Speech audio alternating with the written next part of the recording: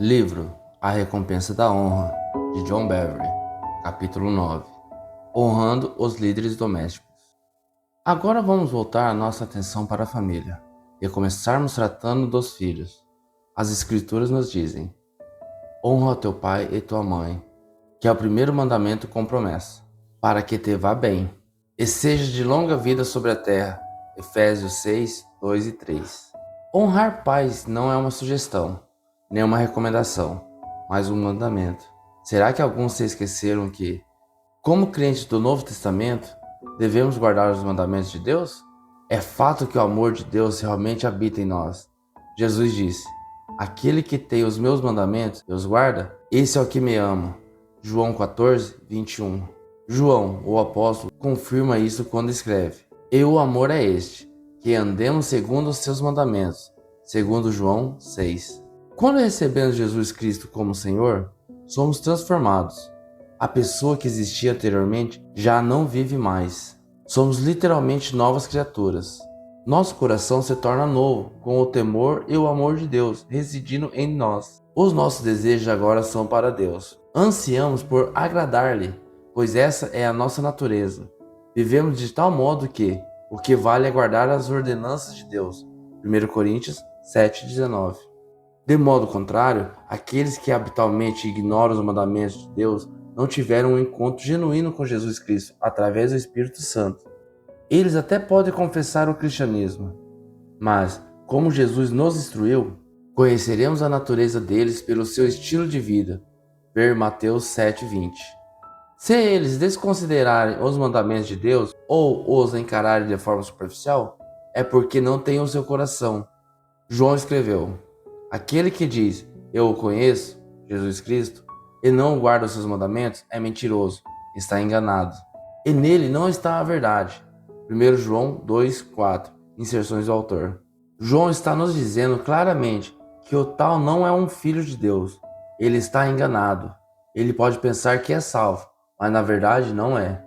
Vamos recapitular o significado da honra: valorizar, estimar, respeitar, tratar favoravelmente, ter alta consideração por. Se olharmos para os nossos pais com os olhos da honra, nós nos comunicaremos com eles em respeito e amor. Lembre-se que a honra pode ser transformada em atos, palavras e até pensamentos, mas toda verdadeira honra tem origem no coração. Então, se os jovens falam regularmente com seus pais de forma irreverente, descuidada ou impertinente, eles estão externando a falta da verdadeira honra para com seus pais. Porque a boca fala do que está cheio o coração. Ver Mateus 12:34. A desonra dos filhos pode ser demonstrada pelo comportamento, tanto quanto pelo tom de voz, por um virar de olhos ou olhar de reprovação. Pés que se arrastam para atender a um pedido, reclamações e daí por diante. Desonrar nossos pais tornou-se um modo de vida normal em nossos dias. Está impregnado em nossa cultura. Há alguns filmes populares sobre família que eu não permitiria que meus filhos assistissem. Alguns são até classificados como bons e exibidos por companhias cinematográficas de confiança. Normalmente, nós os consideraríamos seguros. Os enredos das histórias geralmente são emocionantes. Entretanto, a maneira como os filhos conversam com seus pais é uma história inteiramente diferente. Tratam seus pais como pessoas estúpidas e ultrapassadas. Desconsideram suas instruções abertamente, e o filme termina com os filhos saindo como heróis, ou conquistando os desejos de seu coração. Muito embora tenham tratado seus pais com desprezo, você pode pensar que estou exagerando, mas ouça o que Deus diz. Maldito aquele que desprezar o seu pai e sua mãe. E todo o povo dirá: Amém. Deuteronômio 27:16. Uau! Será que você percebe o quanto é forte a palavra maldito? Ser amaldiçoado por Deus é algo muito sério. Talvez esperemos ouvir: maldito aquele que assassina, rouba, pratica imoralidade sexual ou feitiçaria. Mas Deus diz que aquele que desonra seu pai e sua mãe é maldito. Vamos ver o significado da palavra desonrar. Tratar como algo comum, ordinário ou inferior. Uma versão mais forte disso seria tratar vergonhosamente ou humilhar. Uma maldição que durou gerações. Existem vários exemplos nas Escrituras de como os homens trouxeram maldição sobre suas vidas por desonrarem seus pais. Um deles é muito vívido, o do filho mais novo de Noé, Cã. Depois do dilúvio, Noé dedicou-se à agricultura. Certa noite, ele bebeu demais e embriagou-se. Por qual razão ele faria isso? Talvez estivesse lutando contra sentimentos de depressão, já que era o último pai na face da terra. Ou talvez ele buscasse alívio das pressões relacionadas à reconstrução pós-dilúvio.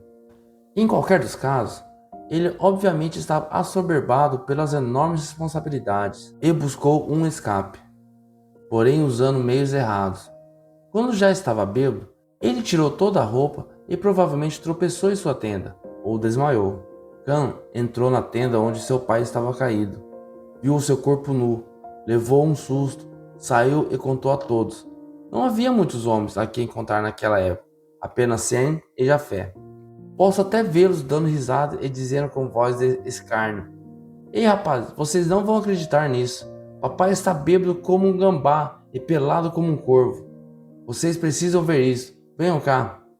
Quando Sem e Jafé ouviram o relato debochado de seu irmão, eles reagiram de forma diferente. Pegaram uma capa, colocaram sobre os ombros de ambos, enquanto andavam de costas dentro da tenda, e cobriram a nudez de Noé. Eles não quiseram ver a vergonha de seu pai. Na manhã seguinte, Noé despertou e descobriu o que Cã havia feito. Então ele amaldiçoou os descendentes de Canaã, os filhos de Cã. Malditos sejam os cananeus, sejam escravos dos descendentes de Sem e Jafé. Então Noé disse: Bendito seja o Senhor, Deus de Sem. Canaã seja escravo de Sem. Deus abençoe e fortaleça Jafé. Participe Jafé da prosperidade de Sem, e Canaã seja escravo de Jafé. Gênesis 9, 25 e 27. Essa palavra profética, proferida pelos lábios de Noé, cumpriu-se por várias gerações. Os cananeus, que eram descendentes de Cã, foram amaldiçoados e finalmente vencidos pelos filhos de Israel por ordem de Deus. Cã desonrou seu pai e trouxe maldição sobre sua vida e seus descendentes. É interessante notar que o comportamento de Cã lhe trouxe sérias consequências. A paz que a embriaguez de Noé não trouxe nenhuma consequência que seja registrada nas Escrituras. Na verdade, Hebreus 11 diz que Deus não se envergonha dos patriarcas. Um deles é Noé. Isso mesmo, o homem que estava caído de tão bêbado. É óbvio que ele se arrependeu do seu pecado e foi perdoado. No entanto, não lemos nada a respeito de Cã nesse capítulo. Na verdade, nunca mais ouvimos o seu nome ser mencionado na Bíblia com um enfoque positivo. O fracasso moral de Noé tornou-se um teste de honra para seus 3 filhos, pois revelou o coração deles. Um era destituído de honra e rebelde. Os outros 2 foram respeitosos e eximiram-se de julgar aquilo pelo qual não eram responsáveis. O comportamento de Noé não foi aprovado por Deus, mas cabia a Deus lidar com isso, e definitivamente não a seus filhos. Os 2 filhos que entenderam isso continuaram honrando-o em seus corações. O filho que achou no direito de julgar os atos de seu pai caiu na desonra e, consequentemente, foi amaldiçoado. Outro fato muito interessante a ser tratado é que Cã foi preciso em seu relatório. Seu pai estava mesmo embriagado e nu. Porém, em princípio, Cã estava errado. A lógica justificaria seus atos. Ele só repetiu o que viu. Estava apenas sendo verdadeiro. Porém, o princípio da honra e da autoridade do reino diz o contrário. A desonra aumenta com o tempo. Outro homem que desonrou seus pais nas escrituras foi Rúben. Ele era o filho primogênito de Jacó. Sua mãe era Lia. Como Rúben desonrou seu pai? Dormindo com uma de suas concubinas, Bila. Entretanto, creio que havia algo mais envolvido do que apenas fazer sexo com alguém que pertencia a seu pai. Jacó tinha 2 esposas principais, Lia e Raquel, que também eram irmãs. Bila era escrava de Raquel. Raquel e Lia competiam entre si. A rivalidade se inflamou e aumentou pelo fato de que Jacó favorecia Raquel. Ele fez isso desde o início de seu casamento e continuou até a morte de Raquel. Quando Deus viu que Lia não era amada por seu esposo e abriu o seu ventre, ela concebeu e deu à luz a Rúben. Sua resposta ao nascimento de Rúben foi: O Senhor atendeu a minha aflição. Por isso, agora me amará meu marido. Gênesis 29, 32. Depois de algum tempo, ela deu à luz um segundo filho. no nascimento dele, ela disse: soube o Senhor que era preterida e me deu mais este. Chamou-lhe, pois, Simeão, que significa ouviu. Versículo 33, inserções do autor. Pela terceira vez, ela deu à luz um filho. O seu desprezo crescente é demonstrado pelo que disse no nascimento da criança. Agora, desta vez, se unirá mais a mim, meu marido, porque lhe dei à luz 3 filhos. Por isso, lhe chamou Levi, que significa unido. Versículo 34, inserções do autor. Quando Raquel viu a prosperidade de sua irmã e que não conseguia engravidar, concebeu um plano para frustrar qualquer terreno que Lia pudesse estar ganhando sobre ela. Daria sua escrava a Jacó. Então disse: eis aqui Bila, minha serva, coabita com ela, para que dê à luz, e eu traga filhos ao meu colo por meio dela.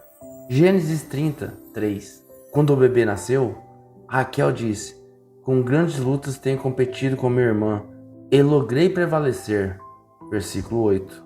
Rúben, sendo primogênito, testemunhou toda a luta e contenda entre sua mãe e Raquel.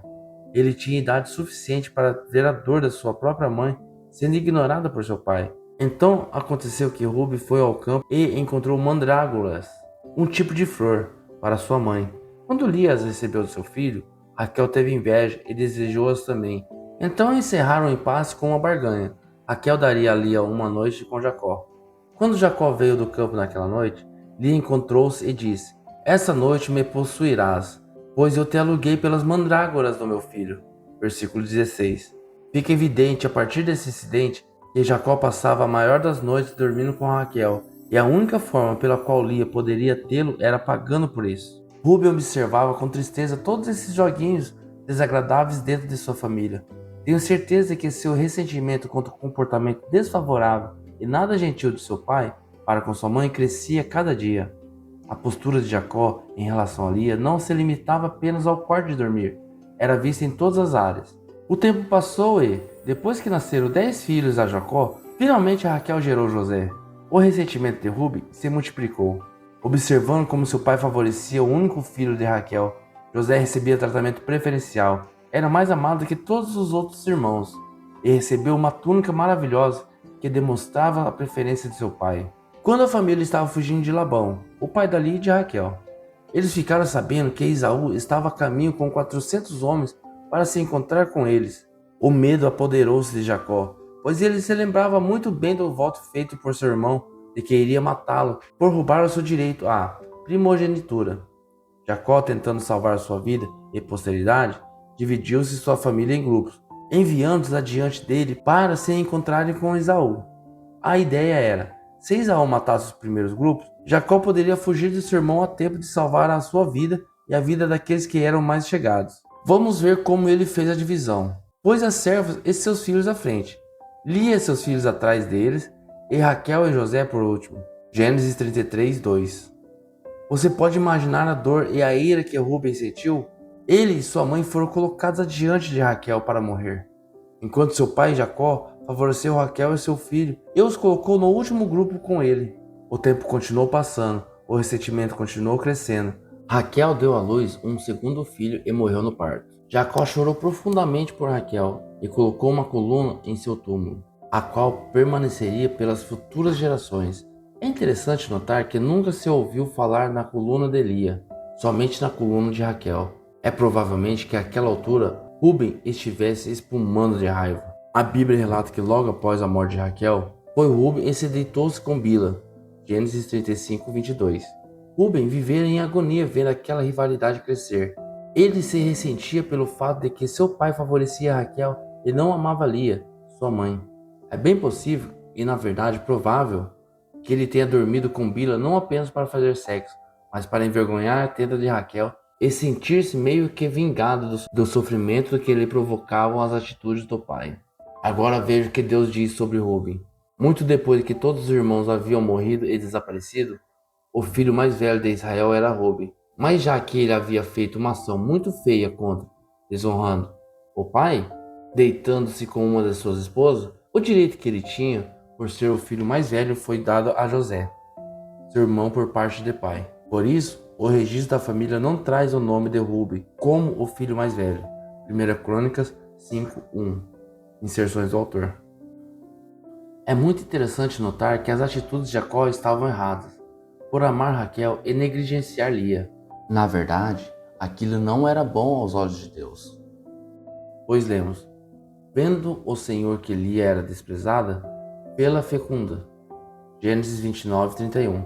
A versão bíblica New King James declara: quando o Senhor viu que Lia não era amada, Deus a abençoou numa área de sofrimento criada pelo marido.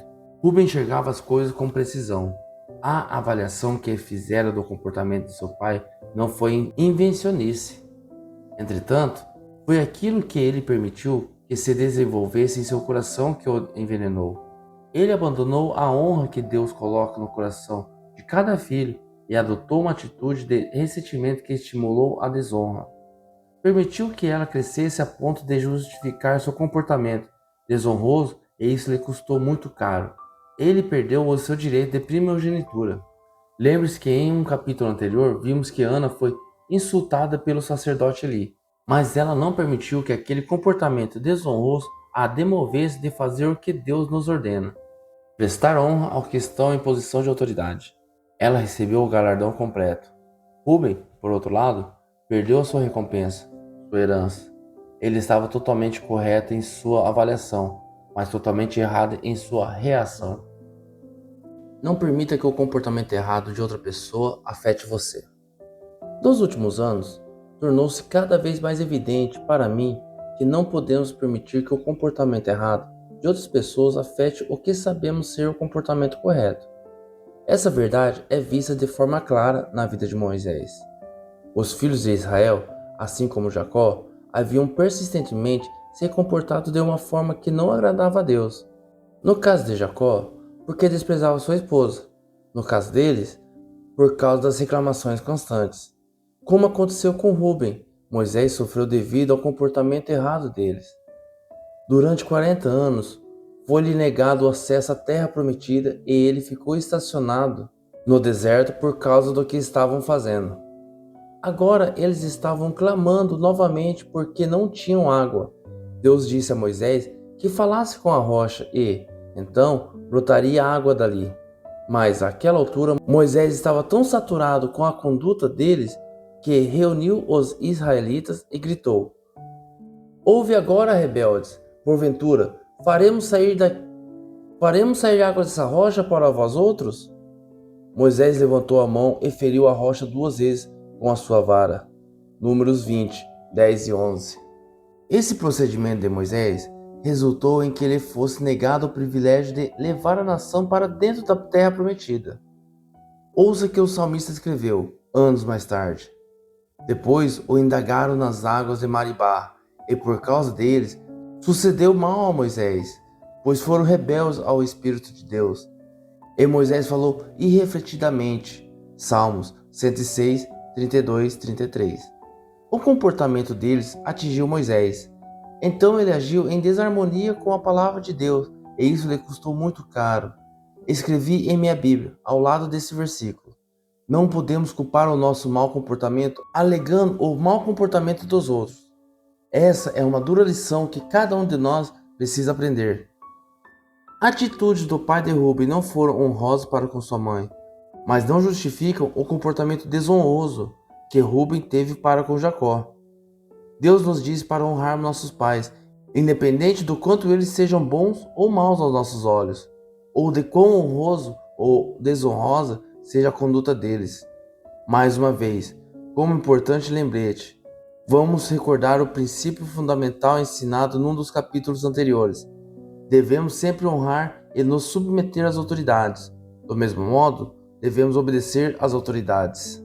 Se ela nos obrigar a fazer algo contrário à palavra de Deus, um exemplo disso seria se um dos pais dissesse ao filho para mentir ao professor. Nesse caso, o filho poderia dizer respeitosamente a seu pai ou a sua mãe: mamãe, papai, eu a respeito e honro, mas não posso mentir, pois isso é pecado diante de Deus. Ou um caso mais grave seria se um pai estivesse assediando sexualmente seus filhos.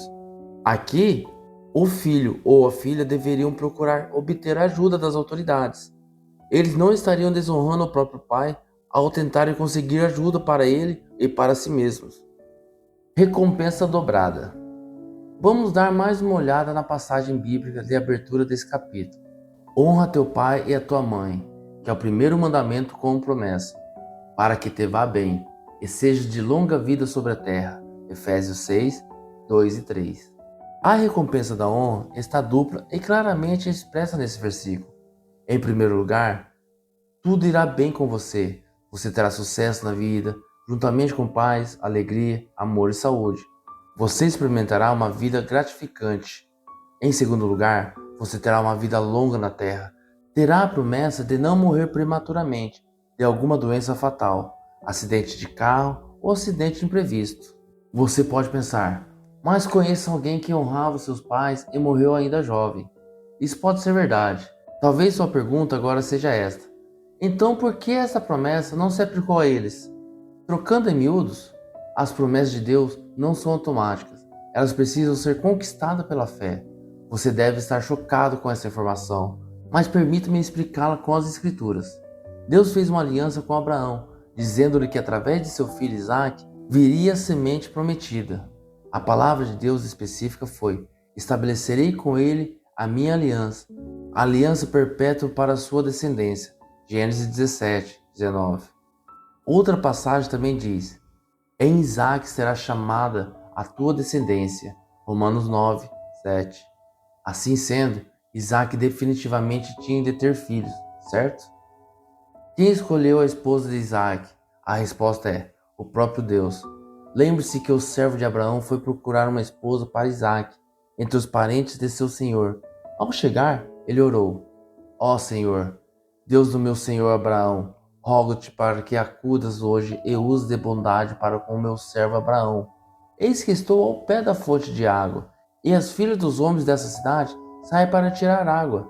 Dá-me, pois, que a moça a quem eu disser, inclina o cântaro para que eu beba, e ela me responder: bebe, e darei ainda de beber aos teus camelos, seja a que designaste para teu servo Isaque. Gênesis 24, 12 a 14. ênfase do autor. Com certeza, uma oração bastante específica. Era improvável a possibilidade de qualquer coincidência. Os camelos bebem uma enorme quantidade de água, e poucos estranhos seriam tão generosos a ponto de tirar tanta água do poço, a não ser que tivessem sido movidos por Deus a fazê-lo. O servo de Abraão tinha de ter certeza, por isso fez esse pedido tão preciso e difícil. Observe também quando ele disse que a moça que realizasse a tarefa seria a que designaste. Em outras palavras, ela seria a esposa eleita por Deus para Isaque. Antes que ele terminasse de fazer sua oração, Rebeca, uma filha dos parentes de Abraão, saiu com uma jarra de água sobre o ombro. O servo de Abraão se apressou e pediu-lhe: dai-me de beber um pouco de água do teu cântaro. Versículo 17. Observe que ele não fez qualquer menção aos camelos. Ele pediu exatamente da forma como estipulara em sua oração. Ela concordou de bom grado e lhe deu um pouco de água. Agora, veja o que aconteceu em seguida. Acabando ela de dar a beber, disse: tirarei água também para os seus camelos, até que todos bebam. Versículo 19. Aconteceu exatamente como o servo de Abraão havia pedido. Ele ficou estupefato e dominado pela alegria, e regozijou-se muito pela rapidez com que sua oração foi respondida. No entanto, a tarefa não estava terminada. Agora, a parte final da ponte, a já confirmada escolha de Deus para Isaque, deveria ser atravessada. Será que a família dela a deixaria partir com um homem que nunca havia visto antes e ser levada para sempre para uma terra desconhecida? Quando o servo de Abraão repetiu a história para a família de Rebeca, os homens da casa disseram: isso pode proceder do Senhor. Nada temos a dizer fora da sua verdade. Versículo 50. No dia seguinte, a família permitiu que ela partisse, e o servo de Abraão levou até Isaque e eles se casaram. Agora, eis a parte impressionante da história. Deus escolheu essa mulher para Isaque de forma milagrosa. Entretanto, depois que eles se casaram, descobriram que Rebeca era estéril. Ela não podia ter filhos. O quê? Por que Deus escolheria uma mulher estéril para Isaque, quando ele prometeu que a semente viria através de Isaque? A resposta está no fato de que as promessas de Deus não são automáticas. Elas têm de ser conquistadas e recebidas pela fé. Lemos o seguinte: Isaque orou ao Senhor por sua mulher, porque ela era estéril, e o Senhor lhe ouviu as orações. e Rebeca, sua mulher, concebeu. Gênesis 25, 21. A Amplified Bible diz: Isaac orou muito ao Senhor por sua mulher porque ela era incapaz de gerar filhos, e o Senhor atendeu-lhe a oração. E Rebeca, sua mulher, engravidou. O que ele estava orando? Ele clamava: Deus, tu prometeste que nações e reis procederiam de mim, e o que a semente viria através dos meus descendentes. Como isso pode acontecer se minha mulher é incapaz de ter filhos? Ó Senhor, te peço, abre a madre de Rebeca para que a semente prometida possa vingar de acordo com a tua promessa. Uma lei espiritual. Existe uma lei espiritual que precisamos conhecer e entender. As Escrituras declaram: Para sempre, ó Senhor, está firmada a tua palavra no céu. Salmo 119, 89. Observe que a palavra não diz: Para sempre está firmada a tua palavra na terra e no céu. Não, ela diz claramente que a palavra de Deus está firmada para sempre no céu. Nada é dito sobre a terra. Como é então que a palavra de Deus é estabelecida na terra? Examinando mais fundo as Escrituras, vemos que, por boca de 2 ou 3 testemunhas, será confirmada toda a palavra. 2 Coríntios 13, 1. Observe que é pela boca de 2 ou até 3 testemunhas que as palavras são confirmadas. Agora veja o que Deus diz: Assim será a palavra que sair da minha boca. Não voltará para mim vazia, mas fará o que me apraz e prosperará naquilo para que eu a designei. Isaías 55, 11. ênfase do autor. Como a palavra dele volta para ele? A resposta é simples: através da nossa boca. Deus vem em primeiro lugar, nós em segundo. Então, quando falamos com a nossa boca a palavra que já saiu da sua boca, nós estabelecemos nessa terra. Você consegue ver essa impressionante verdade? Deus prometeu que através de Isaac a semente seria chamada à existência, mas foi necessário que ele a declarasse com a sua boca para estabelecer isso na terra, tanto na vida dele como na de sua família. Deus diz que se honrarmos nossos pais, ele nos promete vida longa. Se proclamarmos essa promessa em fé, estabeleceremos o que ele já falou nas nossas próprias vidas. Somos a segunda boca que estabelece isso na terra. Estou tão empolgado nesse instante que mal posso me conter. Significa que podemos olhar para a enfermidade de frente e declarar a promessa da aliança de Deus de que viveremos uma vida longa, e ela terá de sair. Confiantemente, podemos declarar que teremos segurança em nossas viagens, em nossa casa ou em qualquer outro lugar onde o perigo esteja à espreita.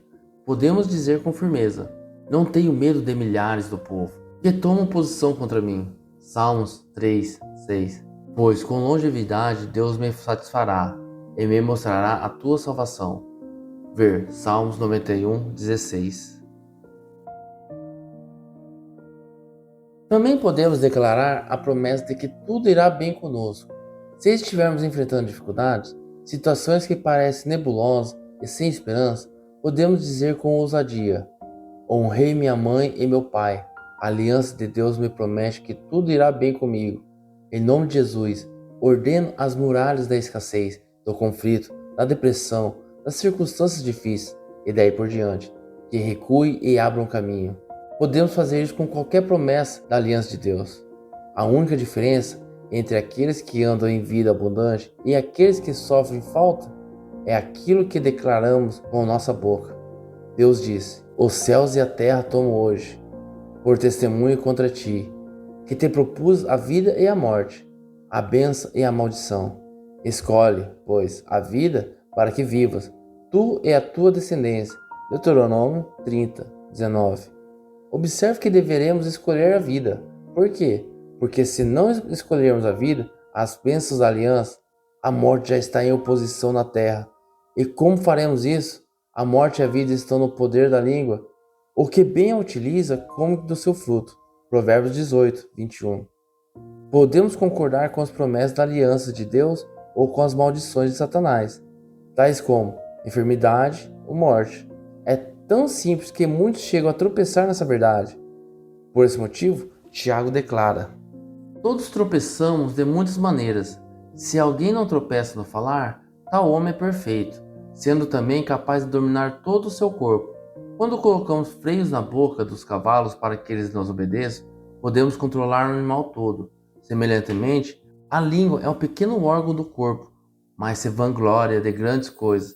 Vejam como um grande bosque é incendiado por uma simples fagulha. Tiago 3, 2, 3, 5.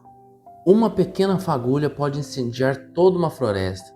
Assim também as palavras, ditas quando estamos com medo, podem trazer destruição sobre nossa vida. As boas novas são que temos as promessas da aliança de Deus. Quando as colocamos em nosso coração, a nossa boca falará de acordo com elas.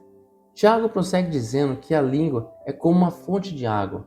Ela não pode jorrar águas doces e águas amargas ao mesmo tempo. A chave não é a fonte, mas a terra, a nascente das águas. Do mesmo modo, não é a língua, mas a origem das nossas palavras, isso é, aquilo que está em nosso coração. Pois Jesus declara, a boca fala do que o coração está cheio. Lucas 6, 45. Deus diz que você terá uma vida longa e boa se honrar seus pais. Enquanto você lê essas palavras, o Espírito Santo está plantando essas verdades em seu coração. E você falará a verdade de acordo com ela. Não baseie a sua fé em Deus nas experiências dos outros, mas sim na integridade da sua palavra. Sei que não morrerei prematuramente. Essa promessa está profundamente enraizada em meu coração, e Deus está velando sobre a sua palavra para fazê-la cumprir. O chamado da esposa à honra. Com relação ao papel da esposa, lemos que a esposa respeite e reverencie seu marido, que ela dê atenção a ele, o considere, o honre, lhe dê a preferência, o venere e o estime, e que ela se submeta a ele, o louve, ame e admire extremamente. Efésios 5, 33. Uau! Isso é um bocado de coisa. Você pode ver que Paulo explica de forma elaborada que a esposa deve honrar seu marido. Mais adiante trataremos de como os maridos devem honrar suas esposas. Mas nesse capítulo estamos tratando especificamente daqueles que estão em posição de autoridade. O marido é o chefe da casa. Não foram os homens machistas que criaram isso. Foi ideia de Deus. É impossível haver verdadeira paz e bênção em um lar onde a esposa lidera ou domina, onde o marido não é respeitado como chefe.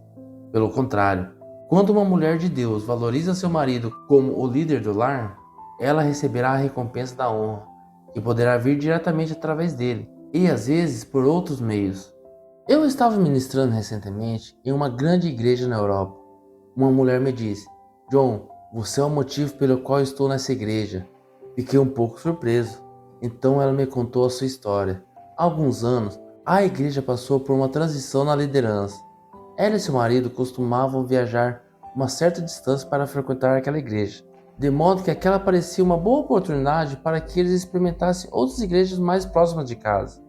Depois de visitarem várias delas, ela gostou de uma igreja pequena, próxima à sua vizinhança.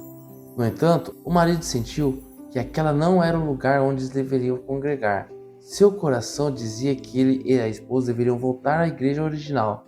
Ela o fez relutantemente, mas continuou frequentando a igreja pequena nos domingos à noite. A mulher tornou-se mais ligada e envolvida com a igreja menor, e, um dia, os líderes dali finalmente a desafiaram. Quando você vai enfrentar seu marido e dizer a ele que você precisa obedecer à direção de Deus de vir para a nossa igreja, esse tipo de liderança me aterroriza. As palavras deles a influenciaram. Ela contou ao seu marido sobre sua decisão de trocar de igreja. Depois, marcou um encontro com o pastor da igreja original, para informar que ela estava saindo, embora seu marido continuasse congregando ali. Na noite anterior à reunião, ela se deparou com meu livro, Debaixo de Suas Asas, no qual trata da importância da submissão à autoridade. Ela me disse, John, fiquei sem dormir a noite inteira, lendo. Chorei durante toda a leitura, compreendendo minha rebelião contra Deus e contra meu marido. No dia seguinte, arrependi-me diante de meu marido e de meu pastor. Ela voltou de bom grado para a igreja. Após alguns meses, a esposa do pastor apresentou-lhe uma mulher que também congregava ali. Aconteceu que ambos compartilhavam da mesma visão para um certo empreendimento, de modo que deram início ao negócio. Hoje, elas são muito bem-sucedidas e investem uma grande quantia das finanças resultantes de seus negócios no reino de Deus. Ela disse, John, se eu tivesse ficado na outra igreja, acabaria me separando de meu marido. e jamais teria entrado no mundo dos negócios, que agora faz parte da minha vida. Mais tarde, ela compartilhou que a pequena igreja cujos líderes a persuadiram a desconsiderar a liderança de seu esposo já não existia mais. Ela honrou seu marido, o que resultou em uma proteção e recompensa. Esposas com maridos não salvos. O apóstolo Pedro escreve do mesmo modo que Paulo: mulheres, sejam igualmente submissas a seus maridos. Subordinem-se como sendo secundárias e dependentes deles, e adaptem-se a eles, de modo que, se eles ainda não obedecerem à palavra de Deus, possam ser ganhos, não por meio de discussões, mas pela vida piedosa de suas esposas, a observar a forma pura e modesta como vocês se conduzem, juntamente com a sua reverência por seus maridos. Vocês devem sentir por eles tudo o que a reverência inclui: respeitá-los, submeter-se a eles e reconhecê-los, honrá-los, estimá-los, apreciá-los e valorizá-los, e no sentido humano, adorá-los, isto é, admirar, elogiar, ser dedicados a eles, amá-los profundamente e desfrutar de seus maridos. 1 Pedro 3, 1 e 2. Pedro demonstra que, ainda que o marido da esposa não seja salvo, é o seu comportamento a honrá-lo que o alcançará, e não a sua pregação ou ensino. Conheço homens que foram ganhos para o Senhor por esse comportamento de suas esposas. Um grande exemplo é Smith Wigglesworth, um dos maiores homens de Deus da Europa em princípios de 1900. Wigglesworth era um encanador cujo coração, com o tempo, havia se tornado muito frio para as coisas de Deus. Ele não queria nada com o cristianismo. Polly, sua esposa, por outro lado, era uma crente muito fiel. Na verdade, o zelo dela por Deus só aumentava. Sua devoção tornava a negligência de Wigglesworth cada vez mais aparente, e ele passou a ficar irritado com sua presença. Ele a perseguia cruelmente por sua fé e, usando palavras bem diretas, disse-lhes que não fosse mais à igreja. Ela não obedeceu a esta ordem, uma vez que ela era contrária à palavra de Deus. Mais uma vez, como afirmamos anteriormente, devemos obedecer às autoridades desde que elas não transgridam a palavra escrita de Deus. Ela fazia o jantar dele e saía para o culto de domingo à noite. Certa vez, ela voltou para casa ao sair da igreja, mais tarde do que o normal. Quando entrou em casa, Smith ordenou: sou o chefe dessa casa e não vou aceitar que você volte para casa tão tarde. Polly respondeu calmamente: sei que o senhor é meu marido, mas Cristo é meu mestre. Extremamente irritado e enfurecido, Wigglesworth abriu a porta dos fundos e obrigou-a a sair da casa, trancando a porta atrás dela. Como se verificou, a determinação de Polly em obedecer a Deus e em honrar seu marido teve um efeito profundo sobre Wigglesworth. Ele finalmente foi submetido a uma profunda convicção e se rendeu completamente ao serviço de Jesus Cristo. E sua obra ainda é respeitada e comentada até hoje. Muitos foram salvos, curados e até levantados dos mortos através de seu ministério. A recompensa de Polly no trono do julgamento de Cristo foi enorme por causa das centenas de milhares de pessoas impactadas pelo ministério de Smith Wigglesworth. Ela não recebeu apenas a recompensa de um marido transformado, mas será também galardoada com uma grande colheita na vida eterna. Será que as coisas estão ficando mais claras agora? Somos instruídos a honrar não apenas em consideração ao outro, mas também por nós. Pessoalmente, ficamos no prejuízo se retivermos a honra a quem ela for devida.